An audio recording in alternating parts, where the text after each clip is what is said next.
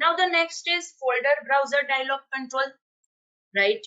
As the name says, it is a folder browser dialog.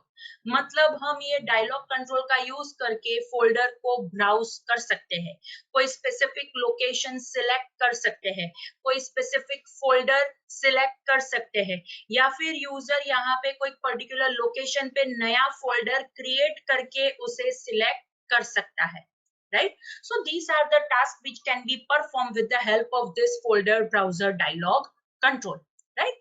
And it is available in terms of class, or class का name again it is folder browser dialog, right? आपने बहुत बार ये folder browser dialog control देखा होगा कि अगर आप कोई पर्टिकुलर फोल्डर को ब्राउज करना चाहते हैं, राइट, तो ये फोल्डर ब्राउजर डायलॉग कंट्रोल आता है, अपीयर होता है कि जहां पे आप फोल्डर पर्टिकुलर फोल्डर आप सिलेक्ट कर सकते हो, right? Okay. So the properties of folder browser dialog control is, first is root folder, right?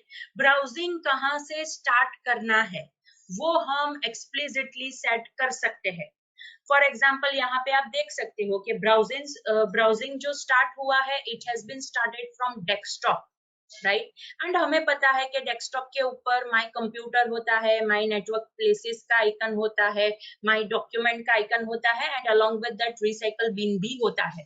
And अगर उसके साथ साथ हमने कोई दूसरे फोल्डर्स डेस्कटॉप के ऊपर क्रिएट किए होंगे तो वो फोल्डर्स भी मुझे यहाँ पे लिस्ट आउट किए गए मिलेंगे.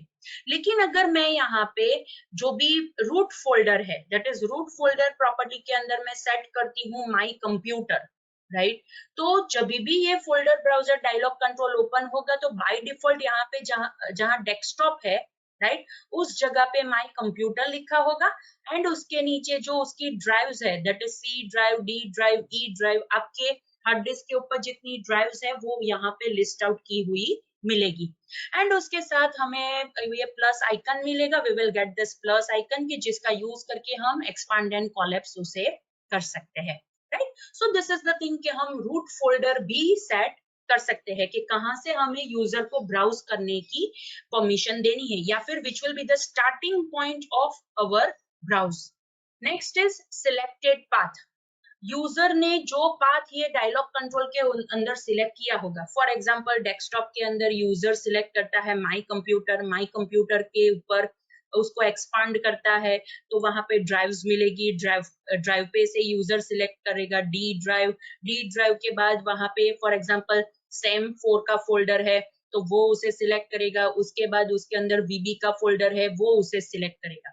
तो ये जो पूरा पाथ आया, that is from desktop to my computer, D drive, सेम4, वीबी, राइट? अगर मुझे पूरा पाथ चाहिए कि जो यूजर ने सिलेक्ट किया है, so from the root folder to the last folder, right, वो पूरा सिलेक्टेड पाथ मुझे ये सिलेक्टेड पाथ प्रॉपर्टी से मिल सकता है, right? Another property is show new folder button. As you are able to see यहाँ पे bottom left corner में make new folder का बटन है, right? So अगर मैं ये फैसिलिटी देना चाहती हूँ that at particular location, right, जब भी यूजर कोई फोल्डर को ब्राउज करता है एंड वहां पे उसे वो फोल्डर नहीं मिलता है तो वो वहां पे नया फोल्डर वो पर्टिकुलर नेम से क्रिएट करने के बाद उसे सिलेक्ट कर सकता है. अगर मैं ये फैसिलिटी देना चाहती हूँ तो ये मेक न्यू फोल्डर का बटन है, उसके रिलेटेड ये जो शो न्यू फोल्डर बटन है वो मैं ट्रू सेट करूंगी.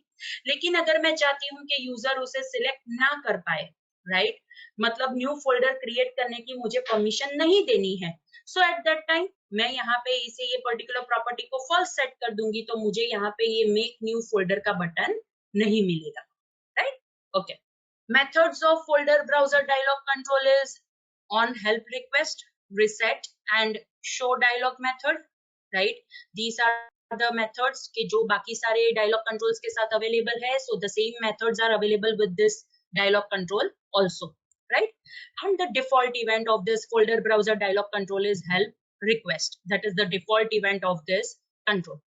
So students, up till now हमने सारे dialog controls देखे, राइट, कि जिसका यूज करके हम यूजर को ऐसा इंटरफेस प्रोवाइड कर सकते हैं कि जो बेसिक फंक्शनैलिटीज है वो यूजर कर सके.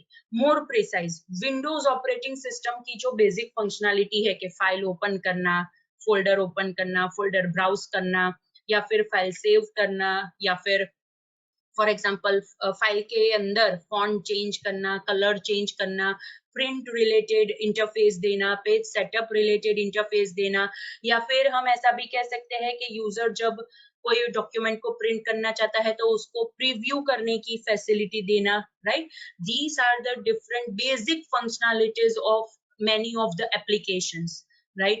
So वही बेसिक फंक्शनैलिटीज प्रोवाइड करने के लिए यहाँ पे हमारे पास कंट्रोल्स अवेलेबल है, and they are the dialog controls, कि जो हमें विंडोज फॉर्म्स एप्लीकेशंस जब भी हम क्रिएट करेंगे तो टूल बॉक्स में dialog tab and printing tab के अंदर वो अवेलेबल रहेंगे, राइट? एंड उसका यूज करके ये जो भी बेसिक फंक्शनैलिटीज है वो हम अचीव कर सकते हैं। And students, so this is the end of the topic, that is controls. यहाँ पे कंट्रोल्स रिलेटेड सारे टॉपिक्स कंप्लीट होते हैं, या फिर सारे कैटेगरीज ऑफ कंट्रोल्स यहाँ पे कंप्लीट होते हैं, right? And along with that we can say that this is the end of unit number 3 of our syllabus. Again I repeat, this is the end of unit number 3 of our syllabus. So if we talk about syllabus, right, here it is, right? If we talk about the syllabus, so first unit तो हमने already complete कर दिया था, second unit भी हमने complete कर दिया था, third unit में हमने practically तो सारे controls देखे थे, सिर्फ theory बाकी था, इसलिए हमने इसे mark करना रहने दिया था। But अब तो सारे controls की theory भी complete हो गई है, तो हम इसे भी mark कर देते हैं, right? And along with that fourth unit भी complete हो चुका है and fifth unit भी complete हो चुका है। Along with that हमने थोड़े बहुत topics complete किए थे which are related to our syllabus, that is method overloading, then console application, structure, comparison between structure and class, right? ये सारे topics भी हमने यहाँ पे complete कर दिए हैं। So this is all about our this lecture, right? Now the most important thing, अगर आपको कोई doubt है, कोई difficulty है related to the subject, तो आप मुझे पूछ सकते हो, राइट?